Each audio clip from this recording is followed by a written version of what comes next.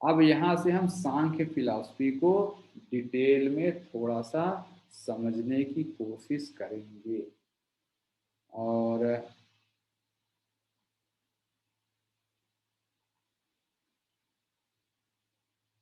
चलिए सांख्य पे आ जाते हैं। तो जैसा मैंने साथियों बताया कि डिफरेंट फिलॉसफी इंडिया में ये पहली फिलॉसफी कही जाती है, ओल्डेस्ट एग्जिस्टिंग फिलॉसफी है सांख्या फिलॉसफी। तो इसके मेन पॉइंट्स जो मैं लिखा हूँ वो मैं बोलना शुरू कर रहा हूँ। पहला, यह ओल्डेस्ट फिलॉसफी है जिसकी स्थापना भगवान कपिल मुनि जी ने की। और इन्होंने जो जो सूत्र था, सांख्य सूत्र, ओरिजिनल जो वर्क है गायब हो चुका है, लेकिन गुरु शिष्य परंपरा के कारण सांख्य सूत्र सांख्य कारिका के रूप में मौजूद है, जिसके राइटर ईश्वर कृष्णा जी हैं। फिर सांख्य, अगला जो पॉइंट है सांख्य योग ये कहता है, जैसे मैंने बताया कि शुरू में बताया कि दर्शन क्या होता है। दर्शन का मतलब जो कोई संसार बना, बनने के बाद कैसे वो पला पोसा, जो भी उसकी उम्र है, वो जानवर भी हो सकता है, कोई कुत्ता हो सकता है 10 साल में चला जाए आपके यहाँ से, तो आपने पूरा अच्छे से केयर किया लेकिन लास्ट में नहीं बचा पाए। तो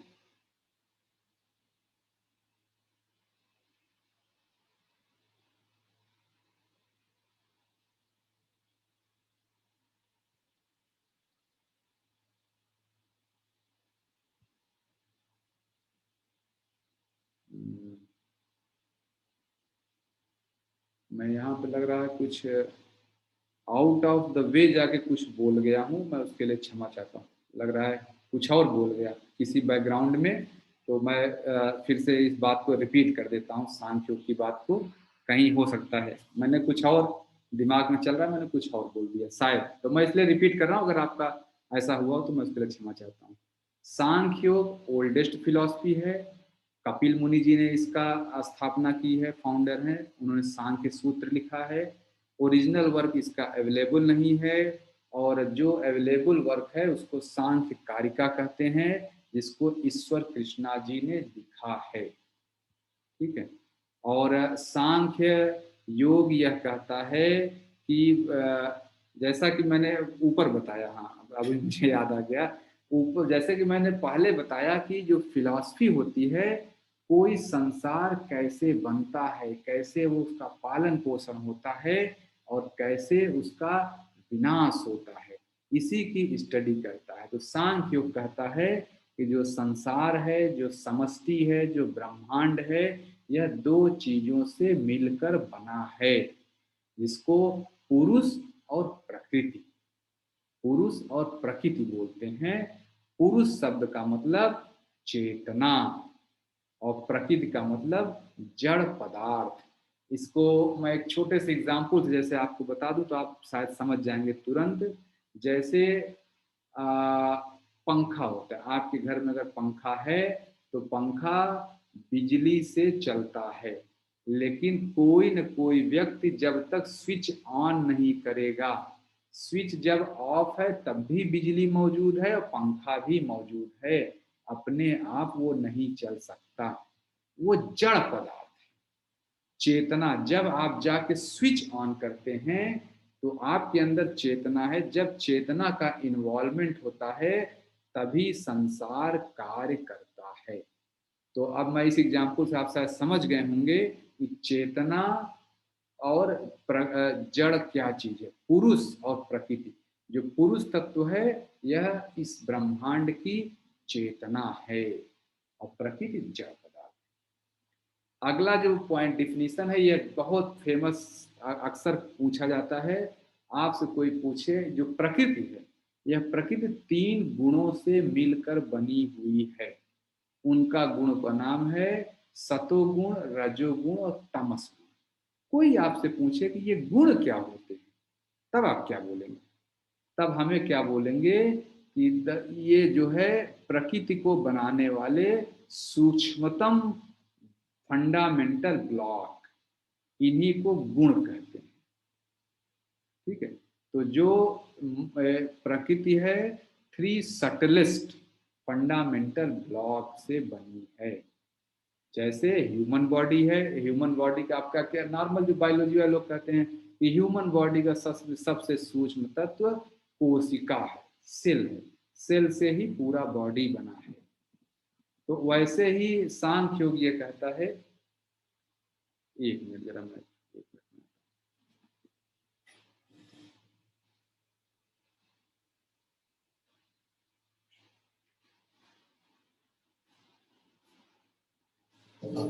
मैं क्षमा चाहता हूँ, थोड़ा सा गर्मी बढ़ गया तो मैंने फैन की स्पीड तेज की। ठीक है, तो जो प्रकृति है यह 3 सबसे मौलिक अवयव जिसको कह सकते हैं फंडामेंटल ब्लॉक कौन से हैं जिनसे यह बना हुआ है, उन्हीं को कलेक्टिवली गुण कहते हैं। और 3 तरह के हैं, सतोगुण, रजोगुण और तमोगुण।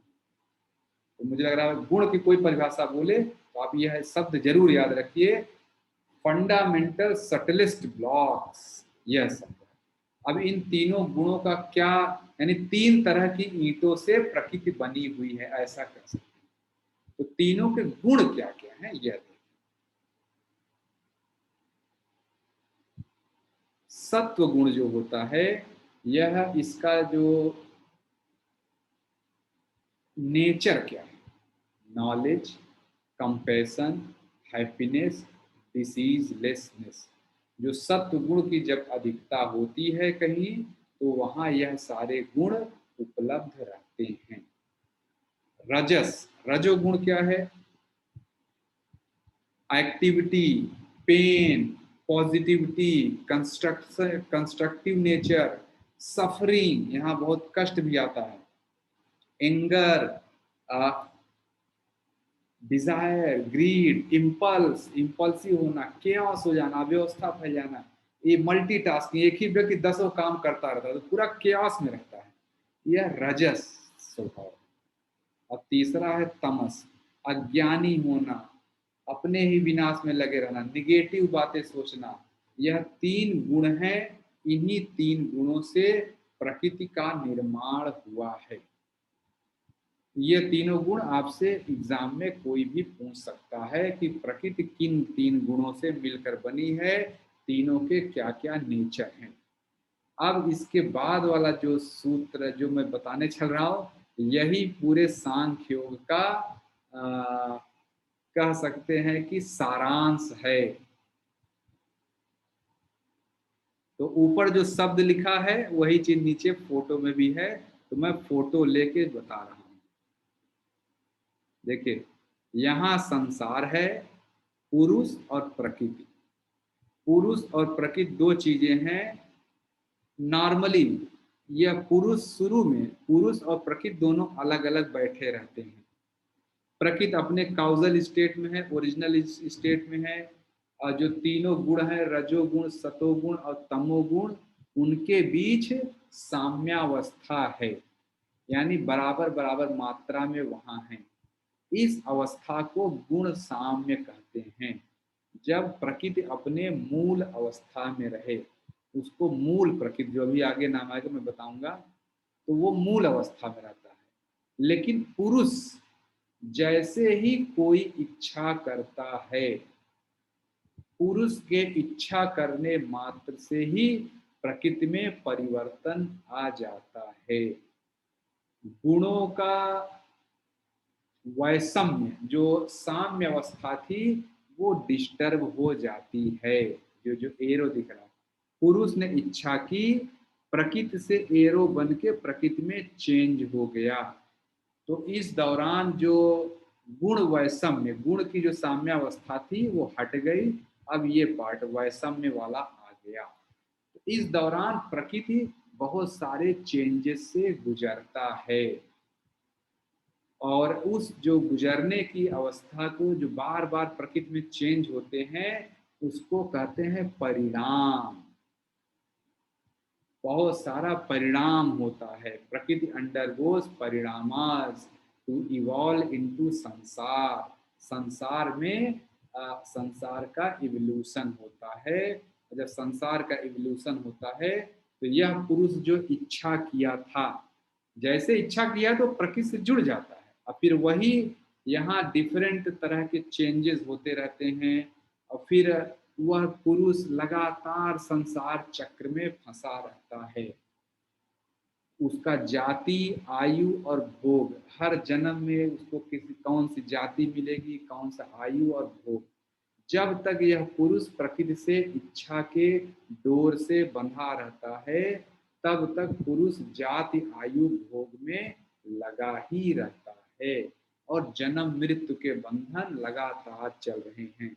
लेकिन जब ऐसा कर करके धीरे धीरे पुरुष पूरे बातों को समझ जाता है कि अरे ये तो गलत जगह में फंसा हूँ, जैसे ही पुरुष को यह आभास हो जाए कि मैं गलत जगह फंसा हूँ, या मैंने इच्छा की थी तभी मुझे यह सब जाति, आयु, भोग मिल रहे हैं, तो पुरुष जैसे ही अपने रियल स्वभाव को जानता है, तुरंत प्रकृति से अलग हो जाता है। देखिए यहाँ से एरो के बाद लिखा है, when purushas notes in real nature, तुरंत अलग हो जाता है। देखिए पुरुष इधर बैठ जाता है, अब प्रकृति वापस चली गई। इस अवस्था को, जब पुरुष प्रकृति से अलग हो रहा है, इस अवस्था को या इस घटना को कहते हैं प्रलय हो गई। आपने तमाम माइथोलॉजी में सुना होगा, प्रलय के दौरान सब कुछ ऐसा होता है, वैसा होता है। प्रलय के दौरान यानी नए संसार का निर्माण, पुरुष और प्रकृति दोनों अलग हो जाते हैं। अब ये तब तक अलग रहेंगे जब तक पुरुष कोई नई इच्छा नहीं करता है।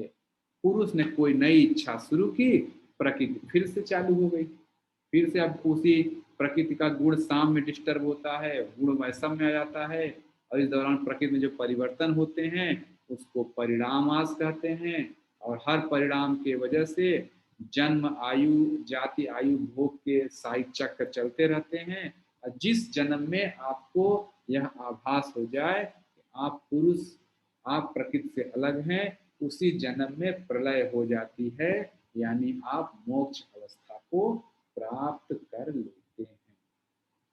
यही चीज यहाँ शब्दों में लिखा है, मैं एक बार पढ़ भी दूं जिससे आपको कोई डाउट न रहे।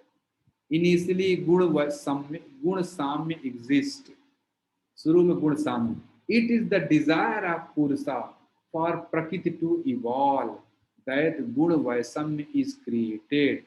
तो जो पुरुष की डिजायर होती है वही प्रकृति को चलाती है। जैसे मैं छोटा सा एग्जांपल बोलूं, तो आपके घर में अगर दूध रखा है, तो आपकी इच्छा जब होगी कि मैं घी खाऊं, तभी उस दूध में दुनिया भर के परिवर्तन आप करेंगे।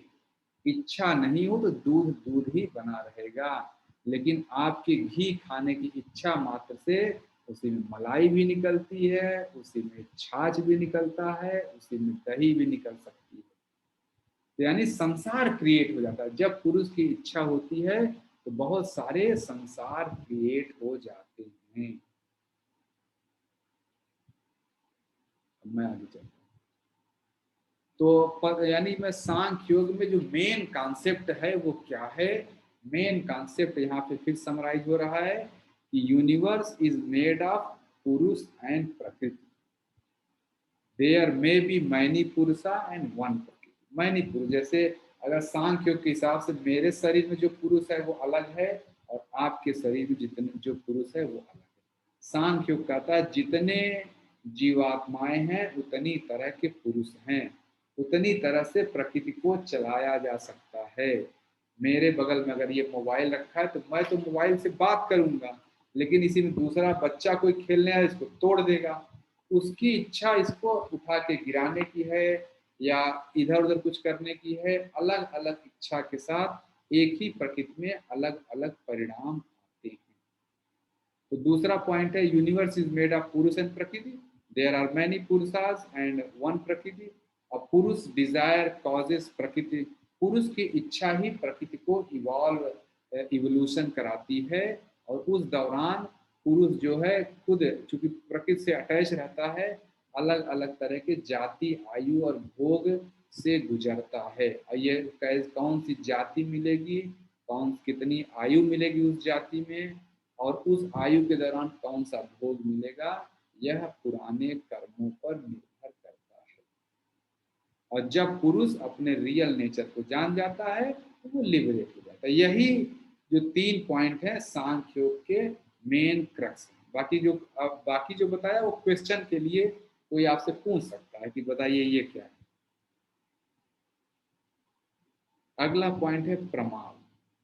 पतंजलि सॉरी सांख्य योग, पतंजलि योग जिसके बाद वाला है, सांख्य योग में 3 तरह के प्रमाण माने गए हैं।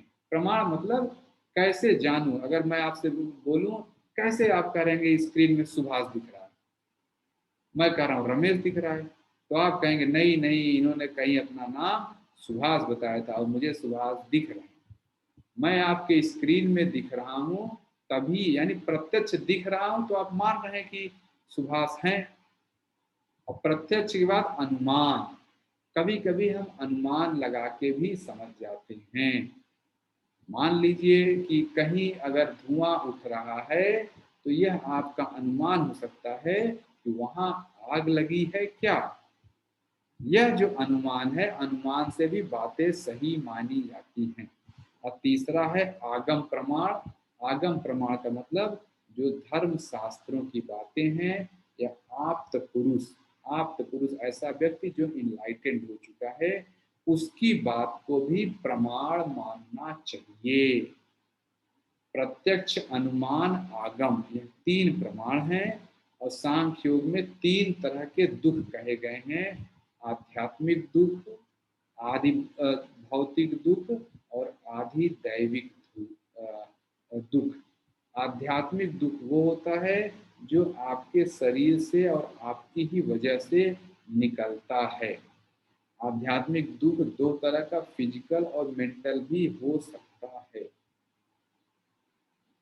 और आदि भौतिक दुख और आदि जैसे आपको, अच्छा सॉरी मैं आध्यात्मिक थोड़ा सा और बोलते हैं, जैसे आपको मान लीजिए किसी को भी शुगर, बीपी, कोलेस्ट्रॉल इस तरह की बीमारियां हैं, ये आध्यात्मिक दुख है जो आप रोज गोली खाते हैं, या कोई आपसे कहे कि भाई ये कर लो आपका ठीक हो जाएगा, आप नहीं कर पा रहे हैं, अंदर अंदर ही परेशान है, यह आध्यात्मिक दुख है।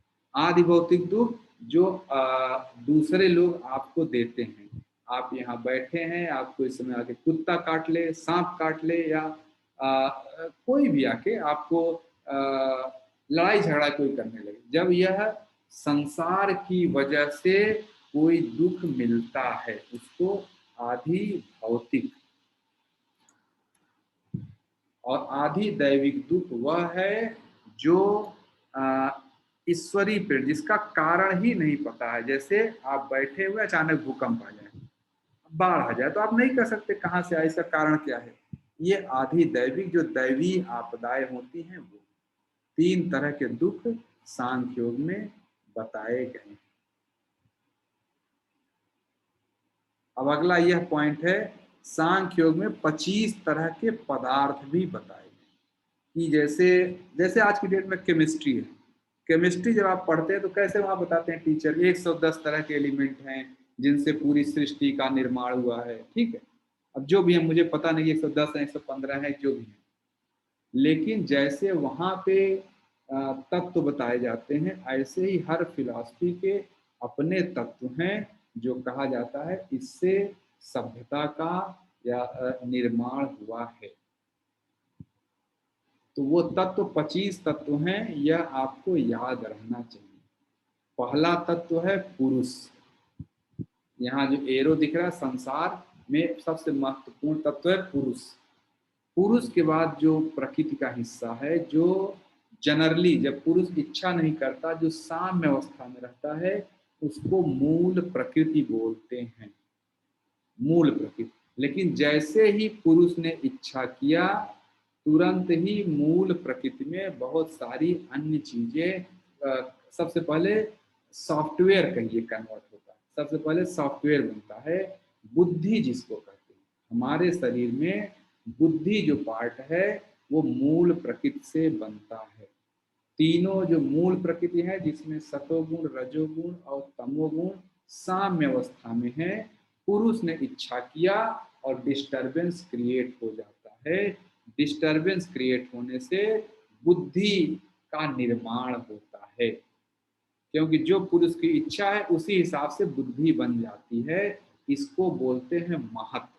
तो यह एक तरह से तीन तत्व हम पुरुष, मूल प्रकृति और महत तक जानेंगे। महत के बाद जो होता है अगला जो तत्व है अहंकार। महत से अहंकार क्रिएट होता है। अच्छा, एक चीज यहाँ पे गलत लिखा हुआ है, अहंकार के बाद माइंड जो इधर माइंड वाले इधर क्रिएट होते हैं। ये जो सूक्ष्म तन्मात्र है यह वास्तव में स्थूल तन्मात्र के पहले लिखा होना चाहिए, ये नीचे वाली एरो पर, ठीक है। तो वो आप अपने फिगर में सही कर लें। सांख्य योग के 25 सूत्र, 25 पदार्थ, 25 प्रिंसिपल्स इसलिए कहते हैं। पहला पुरुष, फिर मूल प्रकृति, फिर बुद्धि जो महत होता है, और महत के बाद अहंकार। अहंकार होता है, अहंकार के बाद अब हम अपने शरीर में, मैं अपने मान लीजिए शरीर में, हमारे शरीर में अंगों का निर्माण कैसे हुआ है।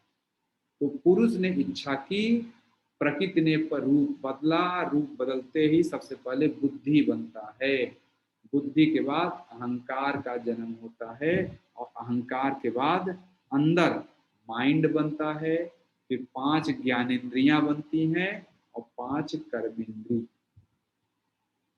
और जो इस साइड में है, जो इधर की तरफ तो हमारा शरीर हो गया, माइंड बन गया, ये 5 ज्ञानेंद्रिय बन गई और 5 कर्मेंद्रिय बन गई। लेकिन इधर की तरफ क्या होता है, ये पहले 5 सूक्ष्म तन्मात्र बनते हैं, फिर उसमें से 5 ये स्थूल तन्मात्र बनते हैं। इस तरह आप गिन लीजिए, 25 टोटल तत्व हुए, 5 ज्ञानेंद्रिय हुई, 5 कर्मेंद्रिय हुई, 10 हो गया, एक माइंड हो गया 11, और यहाँ पर देखिए 5 स्थूल सूक्ष्म तन्मात्र आ जाएगा और 5 स्थूल तन्मात्र। तो ये 5 5 10, 11 10 21 हो गया।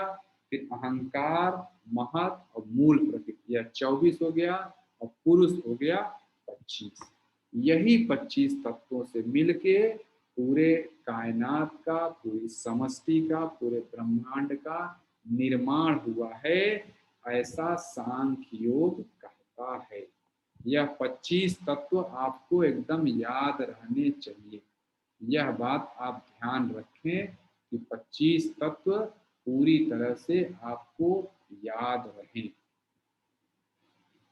और ये कोई पूछ सकता है आपसे, यूनिवर्सल सेल्फ क्या है, इंडिविजुअल सेल्फ यानी अहंकार क्या है, बुद्धि क्या है, महत क्या है, ये सारी चीजें कोई पूछ सकता है।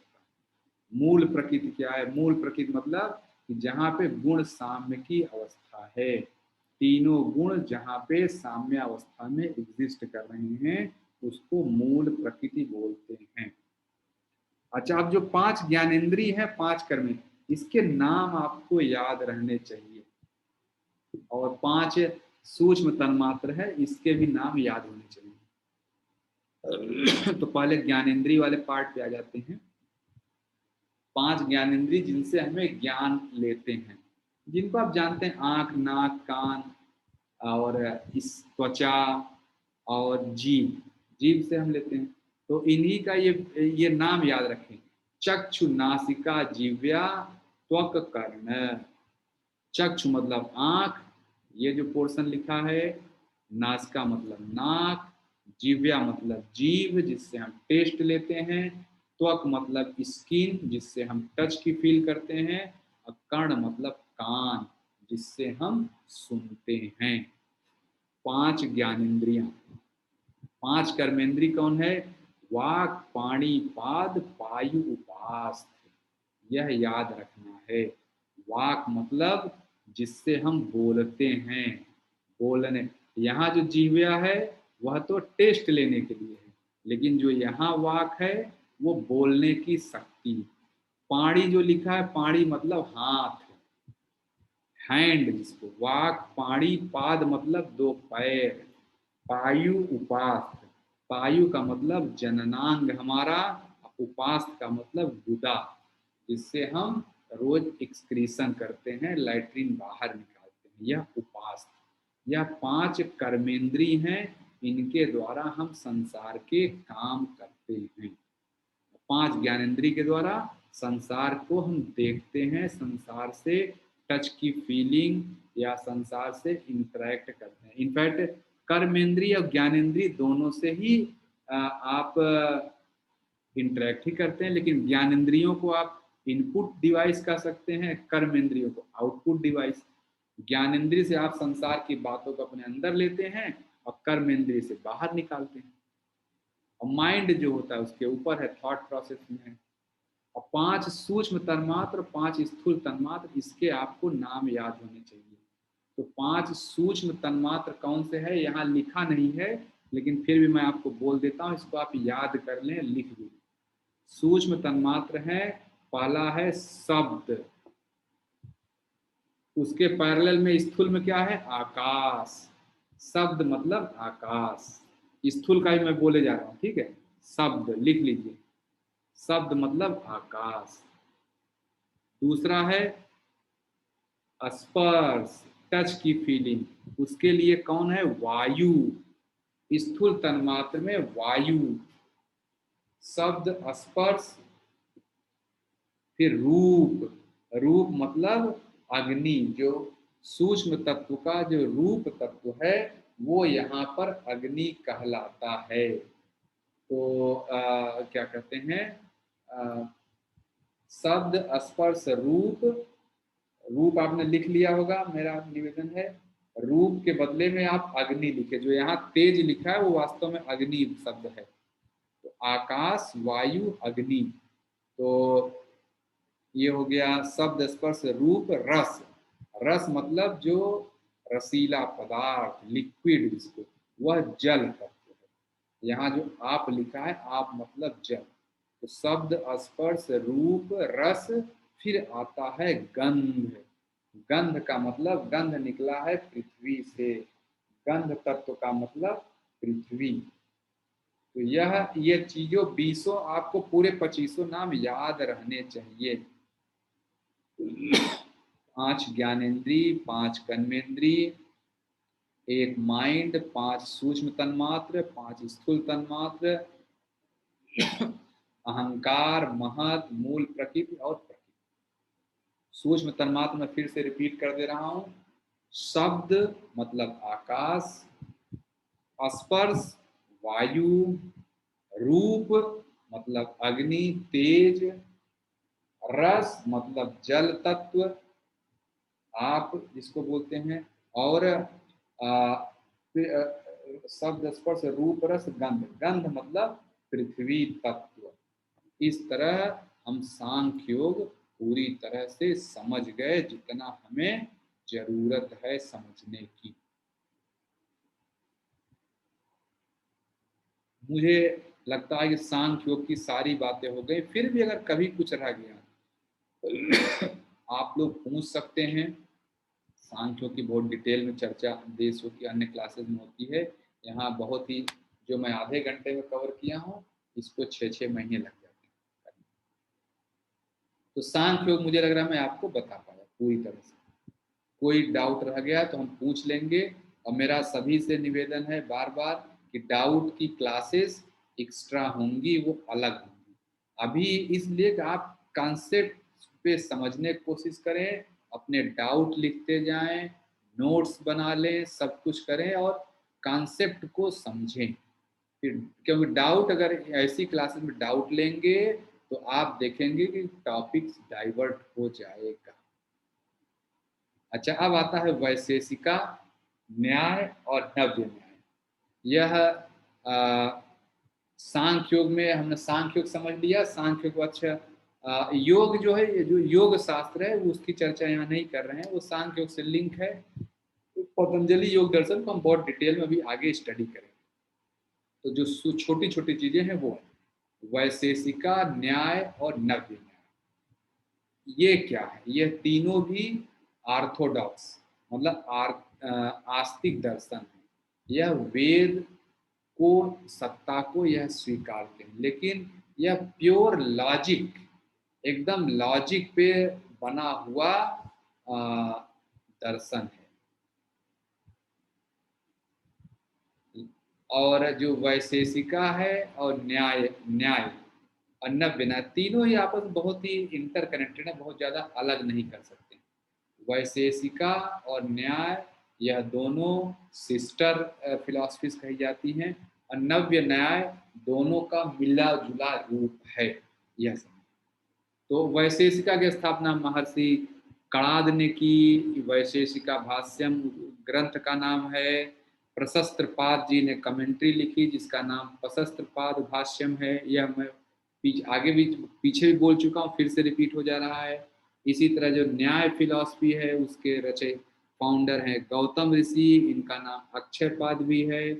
और इन्होंने जो पुस्तक लिखी न्याय सूत्रम, न्याय सूत्र पे कमेंट्री लिखा है वात्स्यायन जी ने, और उनकी कमेंट्री का नाम है न्याय भाष्य। तो ये मुझे लग रहा है मैं बता पाया हूँ। फिर आगे चलते हैं। नव्य जो न्याय है उसको गंगेश उपाध्याय, ये हालांकि कभी आपसे कोई पूछेगा नहीं, लेकिन तब भी आप जानते रहें, नव्य न्याय जो है गंगेश उपाध्याय जी ने इसको स्टैब्लिश किया है। और उनके जो ग्रंथ है उसका नाम है तत्व चिंतामणि।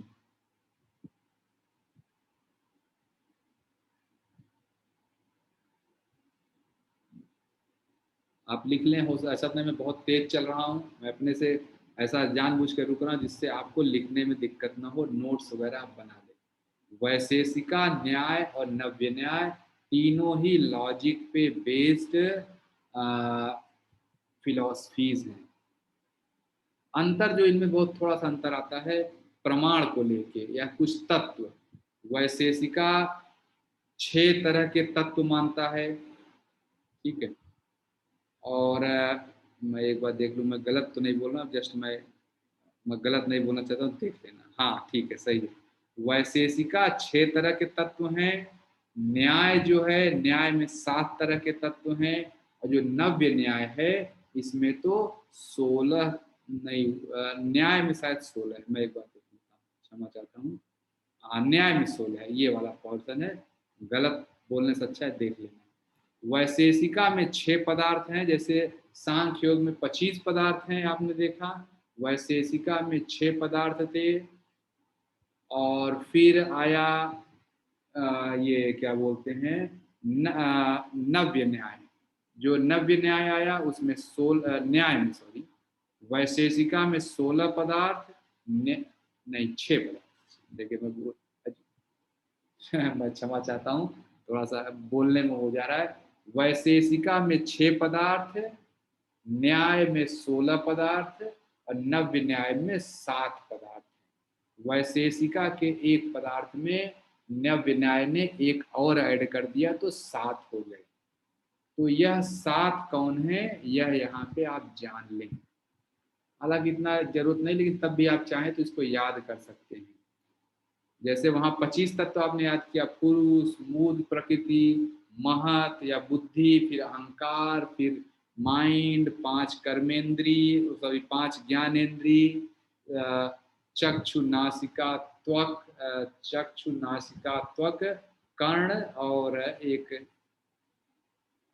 चक्षु नासिका कर्ण त्वक, और एक चीज और क्या रहा इंग्लिश में याद है, वैसे हिंदी में नासिका जीव्या, हाँ टंग, जीव्या, और वाग पाणी पाद पायुपास। जैसे यहाँ पे 25 तत्व हैं, वैसे ही वैशेषिका के 7 जो 6 तत्व हैं उसमें नव्य न्याय ने एक जोड़ा। तो ये आप लोग याद कर लें तो बेहतर। द्रव्य, गुण, कर्म, सामान्य, विशेष, समवाय और अभाव। अभाव जो है नव्य न्याय ने 7वां ऐड किया। शुरू के जो 6 हैं यह वैशेषिका के पदार्थ हैं। हालांकि ये आपसे बहुत ज्यादा शायद कोई न पूछे, क्योंकि उतना ये एक्चुअली अब डिस्कार्डेड फिलॉसफी हो गई है। अब लॉजिक वाले में बहुत ज्यादा कोई इसको समझता नहीं, मतलब इसका कोई बहुत ज्यादा स्टडी नहीं। अभी जो सबसे हाईएस्ट चल रहा है वो अद्वैत, वो उसके बाद आएगा। और जैसे मैंने उसमें बताया सांख्य योग में 3 तरह के प्रमाण हैं। प्रमाण मतलब एविडेंस। एविडेंस जो है ना, कैसे हम एविडेंस देते हैं। अगर मैं आपको दिख रहा हूं तो क्या एविडेंस है स्क्रीन पे, कोई आके आपको पूछे कहाँ सुभाष जी दिख रहे हैं, दिखाइए कहाँ है, तो आप कैसे बताएंगे कि हाँ सुभाष जी दिख रहे हैं स्क्रीन पे। आप प्रूव कर सकते हैं कि मैं आपकी स्क्रीन पे दिख रहा हूँ। तो क्या एविडेंस देंगे? तो आप कहेंगे प्रत्यक्ष, अरे सामने दिख रहा है मुझे, क्या प्रत्यक्ष दिख रहा है तो कोई यही प्रमाण है। तो ऐसे इन्हीं को एविडेंस बोलते हैं। तो सांख्य योग में जो 3 प्रमाण थे, प्रत्यक्ष, अनुमान, आगम, यहाँ पे 4 प्रमाण हो गए हैं। प्रत्यक्ष प्रमाण जो डायरेक्ट आपने देखा, इन्फरेंस जो वहां अनुमान था, प्रत्यक्ष अनुमान, स्पेलिंग सही लिखी, इन्फरेंस, INFERRENC, हाँ ठीक है। प्रत्यक्ष, अनुमान, उपमान, यह एक चीज बढ़ गया। उपमान का क्या मतलब है? Knowledge derived from similarity, similar चीजों से जो नॉलेज निकले। जैसे मैंने अभी सांख्य योग को समझाने के लिए बताया कि कैसे पुरुष की इच्छा से प्रकृति अलग अलग रूप लेती है। मैंने वहां क्या बताया कि दूध रखा है और आप घी बनाना चाहें, तब उससे दूध में बहुत सारे परिवर्तन होंगे। तो ये उपमान है। दूध में घी निकालना और सांख्य योग संसार बनना दो अलग चीजें हो सकती हैं, लेकिन मैं दूध के एग्जाम्पल से आपको सांख्य योग समझा दिया। यही उपमान कहते हैं, नॉलेज डिराइव्ड फ्रॉम सिमिलरिटी। यहाँ ऐसा हो रहा है तो वहां भी ऐसा ही हो रहा होगा, यह ऐसा होता है। यह जो सिमिलरिटी से होता है इसको उपमान कहते हैं। और फिर इसके बाद आगम। आगम वहां पर भी है शब्द प्रमाण यानी वेदास। वहां प्रत्यक्ष, अनुमान, आगम, यहाँ पे प्रत्यक्ष, अनुमान और उपमान और आगम, यह 4 तरह के पदार्थ परिणाम होते हैं। और इसमें जो है, जैसे सांख्य योग में पर्पज ऑफ ह्यूमन लाइफ क्या है कि पुरुष प्रकृति से अलग हो जाए, बस पुरुष प्रकृति से अलग हो जाए तो वो इनलाइटेड कहा जाएगा। न्याय, वैशेषिका न्याय और नव्य न्याय में क्या कहा जा रहा है कि ईश्वर ने यह संसार की रचना इसलिए की है कि जो ईश्वर का एक छोटा सा अंश जिसको आत्मा कहते हैं वो अलग हो गया है, और वो इस संसार में जाके अपने कर्म के हिसाब से कर्म भोगे और फिर पवित्र होके मेरे पास ही लौट आए। यह है purpose of world as per Vaisheshika न्याय और न्याय, नव्य न्याय। तो God has created this world for resulted soul to exhaust karma thereby be liberated. जितने भी कर्म आपने गलत सही किए उसको भुगतना है, और इसी संसार में भुगत के जब जैसे ही फ्री हो जाएंगे तो आप ईश्वर के घर चले जाते हैं। मुझे लग रहा है मैं इस बात को समझा पाया। अगर कहीं कोई डाउट हो तो आप डाउट जरूर लिखते जाएं। अब आते हैं हम आखिरी पार्ट पे आ गए, पूर्व मीमांसा और उत्तर मीमांसा यह क्या है, यह मैं बताने चल रहा हूँ। तो देखिए अभी हमने 7 फिलॉसफी देखी, 7 फिलॉसफी हमने सांख्योग भी समझ लिया कि 3 वैशेषिका, न्याय और नव्य न्याय, यह भी समझ गए। अब हम समझने चल रहे हैं पूर्व मीमांसा और उत्तर मीमांसा क्या है। तो जैसा कि हम जानते हैं कि ये जितनी भी फिलॉसफी हम ऑर्थोडॉक्स डिस्कस कर रहे हैं आज की क्लास में, जो आस्तिक दर्शन है, षड दर्शन है, वह डिस्कस कर रहे हैं। तो लास्ट वाली दोनों है पूर्व मीमांसा और उत्तर मीमांसा। यह भी वेद को, अथॉरिटी को स्वीकार करते हैं। तो सब यहाँ पे लेकिन वेद को हम थोड़ा सा जानें। जो मीमांसा शब्द है, मीमांसा का मतलब होता है टू इन्वेस्टिगेट, जांच पड़ताल करना, यही मीमांसा का मतलब है। तो जो ये जो पूर्व मीमांसा और उत्तर मीमांसा है, ये वेदों की जांच पड़ताल करते हैं। चाहे सांख्य योग है, देखिए वेद को, अथॉरिटी को तो मानता है, लेकिन अपना एक अलग सिस्टम है सांख्य योग का। उसके बाद योग दर्शन है, पतंजलि योग दर्शन भी वे योग वेद को मानता है, लेकिन उसका अपना अलग सिस्टम है।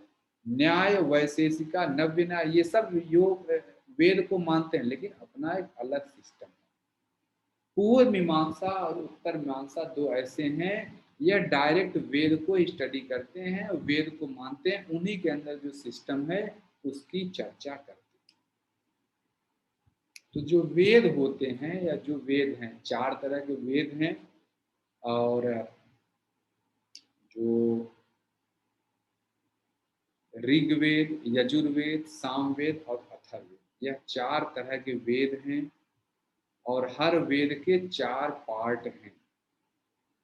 यह चारों पार्ट, पहले हम ये समझेंगे कि पार्ट क्या, तब हम पूर्व मीमांसा उत्तर मीमांसा समझ पाएंगे। सबसे पहले पार्ट को संहिता संहिता बोलते हैं। संहिता मतलब ईश्वर के लिए गीत गाने वाला, जिसको भक्ति साम खूब गाए। यहाँ पर जो है संहिता, जो वेद का संहिता वाला पार्ट है, इसमें ईश्वर की खूब भक्ति, खूब उनको प्रेज किया गया है। ठीक है, संहिता का ये पार्ट हुआ। फिर दूसरा पार्ट है संहिता वाला जो पार्ट है, जनरली जो ब्रह्मचर्य आश्रम में है, जो 0 से 25 साल के बच्चे हैं, लोग हैं, उनके लिए है। उनकी जिम्मेदारी है सिर्फ ईश्वर के गुणगान करें। नेक्स्ट पॉइंट है ब्राह्मण। वेद का जो दूसरा पार्ट है वो होता है ब्राह्मण। यह ब्राह्मण जो कहेंगे, यह जो फेज है ब्राह्मण का, जो हिस्सा है, यह वास्तव में हमें कर्म कांड इत्यादि के बारे में बताता है।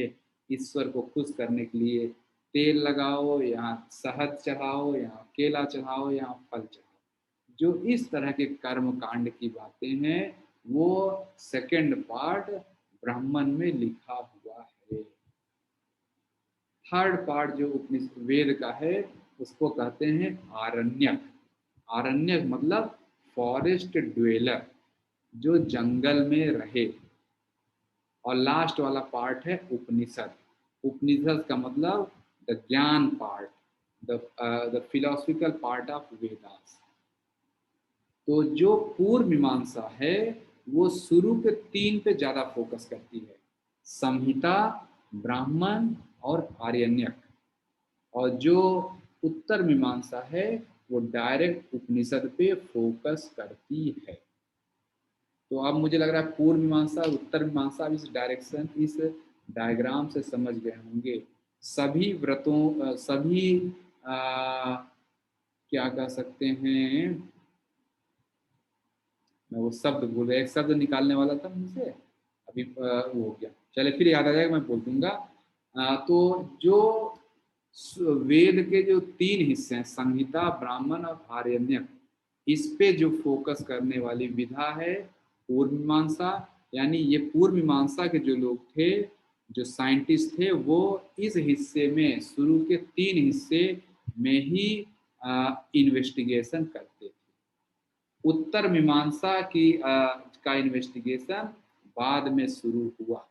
तो इसीलिए उत्तर मीमांसा मतलब उपनिषद, उपनिषद का इन्वेस्टिगेशन बाद में शुरू हुआ, इसीलिए इसको उत्तर मीमांसा कहते हैं। ये दोनों फिलॉसफी जो है बहुत पहले से एग्जिस्ट कर रहे हैं, ऐसा नहीं कि बाद में आई, भगवान बुद्ध के समय में आई, ऐसा नहीं। भगवान बुद्ध के आने के बहुत पहले ही ये दोनों फिलॉसफी एग्जिस्ट हो कर रही थी।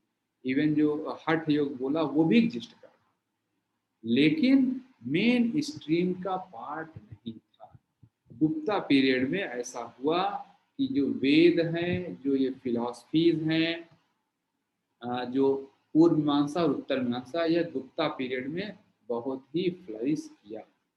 पूर्व मीमांसा, जैसा पहले मैंने बताया, जैमिनी जी ने लिखा है, उनकी ग्रंथ का नाम है द्वादश लक्षणी, और जिसमें वेद की चर्चा है। और सबर स्वामी जी ने पूर्व मीमांसा पे कमेंट्री लिखी है।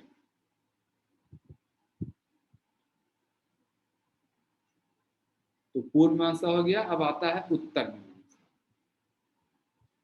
उत्तर मीमांसा बादरायण व्यास जी ने लिखा है, उन्होंने एक ब्रह्म सूत्र नाम का ग्रंथ लिखा, और ब्रह्म सूत्र ग्रंथ लिखा, फिर उसमें उस पर जो कमेंट्री लिखी है वो शंकराचार्य जी ने लिखी है। उसका कमेंट्री का नाम है शारीरिक मीमांसा भाष्यम, या शंकर भाष्यम, या शंकराचार्य भाष्यम। यह उत्तर मीमांसा।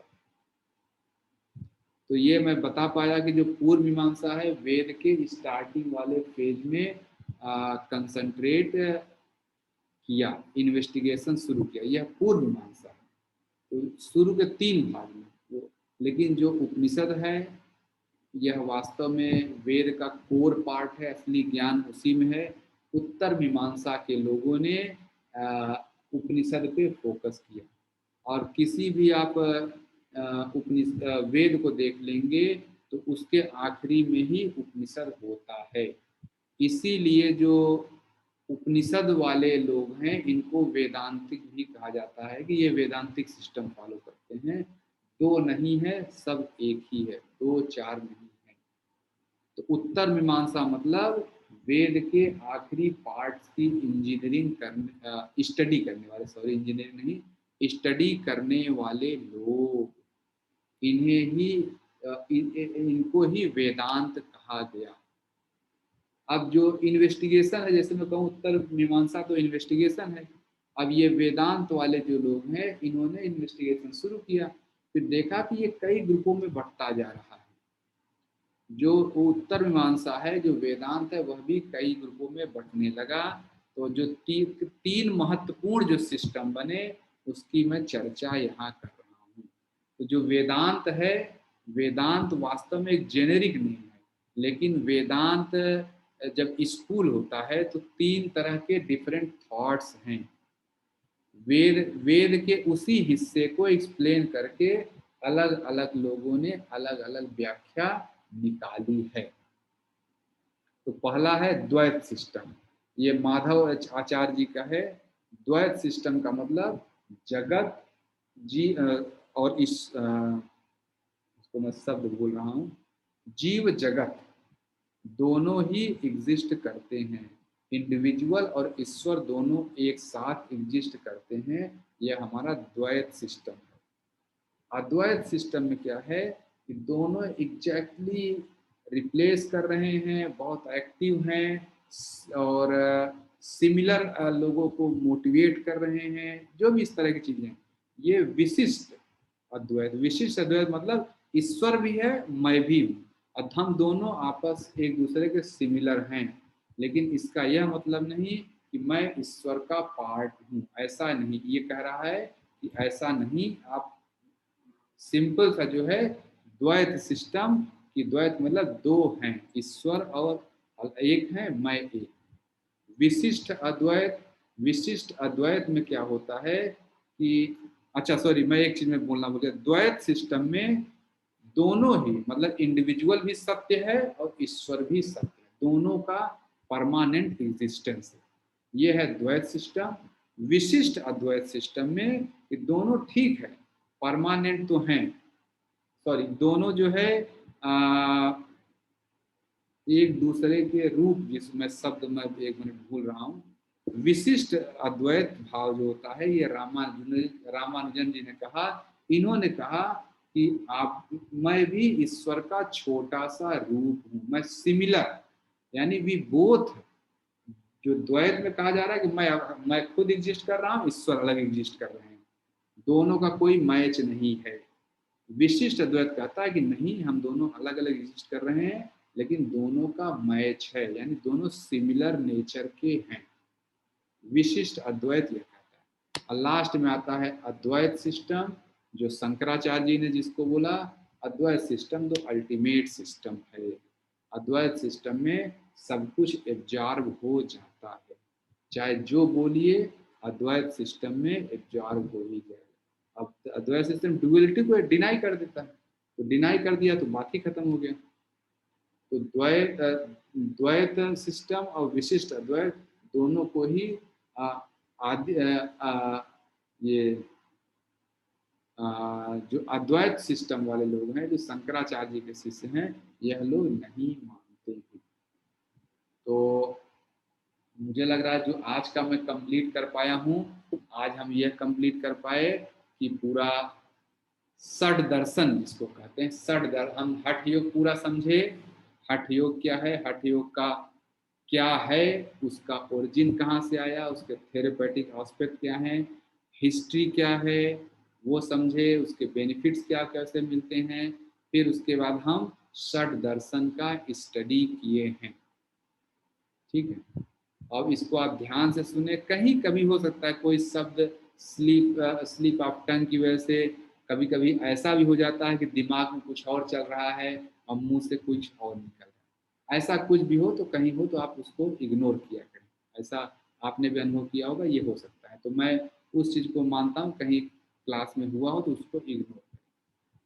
और यहाँ से फिर मैं आज की क्लास एंड करना चाहता हूँ। आप लोग सातों फिलॉसफी, सांख्य फिलॉसफी, पतंजलि योग दर्शन योग फिलॉसफी, फिर आप वैशेषिका, वो वैशेषिका के बाद न्याय, न्याय के बाद नव्य न्याय, फिर पूर्व मीमांसा और उत्तर मीमांसा, सब के बारे में थोड़ा थोड़ा ब्रीफली जान गए हैं। और इतना पर्याप्त है एक सामान्य व्यक्ति के लिए, जो ही हम एक एग्ज़ाम देना चाह रहे हैं उसके लिए इतना ज्ञान एकदम से पर्याप्त है। बहुत ज़्यादा इससे कोई पूछेगा नहीं। पूर्व मीमांसा और उत्तर मीमांसा में जो है, यह ध्यान रखिए कि पूर्व मीमांसा मतलब अर्लियर पार्ट, वेद के शुरुआती हिस्से जहाँ पे कर्मकांड या उपासना कांड की बात हुई है।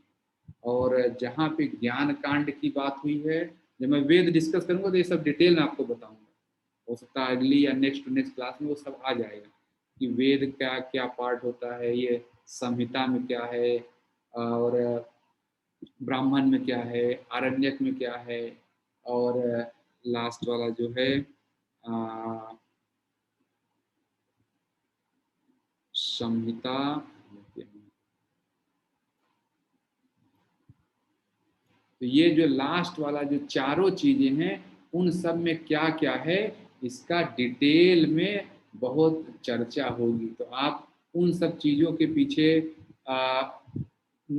छोटी छोटी चीजें, जैसे जो मैं कहूँ कि आप वीडियो देखें, इसको बार बार देखें, रिकॉर्डिंग सुने, नोट्स बनाएं, और अधिक से अधिक फिर इसके क्वेश्चंस भी आपको दिए जाएंगे। संहिता, ब्राह्मण, आरण्यक और उपनिषद, तो यह सारी चीजें जो लेटर पार्ट है, यही वास्तव में पूर्व उत्तर मीमांसा का पार्ट है। उत्तर मीमांसा को हम लोग अभी और डिटेल में ले चलेंगे, जब वेद क्या है, उपनिषद क्या है, वेद में कौन सी शिक्षा मिली है, कहाँ क्या है, इस तरह की चीजें करेंगे। तो आज की क्लास मैं यहाँ से एंड करना चाहता हूँ। आपको जो भी डाउट हो उसको लिखते जाएं। मेरा यह निवेदन है, डाउट को अलग से लिखते जाएं और खूब नोट्स बनाएं, नोट्स को बार बार देखें, क्लास को बार बार देखें और समझने की कोशिश करें। और ईश्वर ने चाहा तो हम सब बहुत जल्दी से, बहुत ही कठिन कॉन्सेप्ट हैं जो आप मजाक मजाक में सीख ले रहे हैं, ये बहुत ही इतनी आसान बात नहीं। तो जो है जो द्वैत सिस्टम के, जैसे मैंने 3 सिस्टम बताए, ऐसा मैंने बेलूर मठ में रहते हुए एक बार मैंने पूछा संस्कृत के विद्यार्थियों से कि कितने हैं, तो बताया सर हम लोग तो 10 पढ़ते हैं। तो हम तो यहाँ द्वैत, अद्वैत और विशिष्ट अद्वैत 3 की ही बात कर रहे हैं। द्वैत मतलब कि तुम भी, मतलब ईश्वर भी एग्जिस्ट कर रहा है, मैं भी एग्जिस्ट कर रहा हूँ। विशिष्ट अद्वैत मतलब कि ईश्वर भी एग्जिस्ट कर रहे हैं, मैं भी कर रहा हूँ, लेकिन हम दोनों सिमिलर हैं। अद्वैत का मतलब सिर्फ और सिर्फ ईश्वर ही एग्जिस्ट कर रहा है, सिर्फ ईश्वर ही चारों तरफ हैं, मैं तो कहीं हूँ ही नहीं। तो मैं आज का क्लास प्रेयर करके इस क्लास को एंड करना चाहता हूँ, फिर आगे की चर्चा हम लोग ॐ अस्थापकाय च धर्मस्य सर्वधर्मस्वरूपिणे अवतारवरिष्ठाय रामकृष्णाय ते नमः। जननीं शारदां देवी रामकृष्ण जगद्गुरु पादपद्मे तयोः श्रित्वा प्रणमामि मुहुर्मुहुः। नमः श्रीयतिराजाय विवेकानन्दशूरये सच्चित्सुखस्वरूपाय स्वामिने तापहारिणे। ॐ शान्ति शान्ति शान्तिः। हरिः ओम् तत्सत्। श्री राम कृष्णाय अर्पणमस्तु। बहुत बहुत धन्यवाद आप सभी का इस क्लास के लिए, और फिर आगे चर्चा हम लोग आगे करेंगे। और और मैं ये आशा करता हूँ कि आपको ये सारी चीज़ें समझ में आ रही होंगी, आप ग्रैस्प कर पा रहे होंगे। मैं बहुत ही कोशिश ये कर रहा हूँ, बहुत दूर-दूर लिख रहा हूँ जिससे आपको अच्छे से दिखाई दे। धीरे-धीरे अपने इस हिसाब से चलने की कोशिश कर रहा हूँ जिससे आप लिख पाएँ, नोट्स बना पाएँ और इस बातों को मनन कर पाएँ। ठीक है, मैं यहाँ से एंड कर रहा हूँ, आगे की चर्चा हम लोग अगली क्लास में। धन्यवाद सभी को। आप सभी को 5 सात्विक संपदाएँ प्राप्त हुई। जो भगवद गीता अध्याय 17 श्लोक नंबर 8 में वो सारी संपदाएँ आप सभी को, आपके परिचितों को और पूरे परिवार को